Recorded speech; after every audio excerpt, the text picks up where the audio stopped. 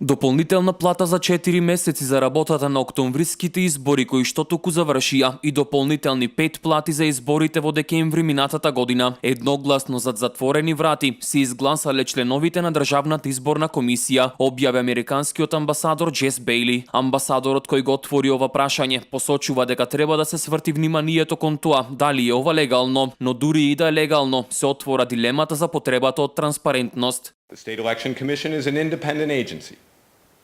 Perhaps this action was even legal. But the vote took place behind closed doors, out of the public eye.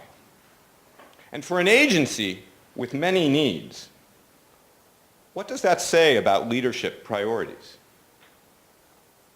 Most importantly, why am I raising this? What does it say about the values of the organization itself?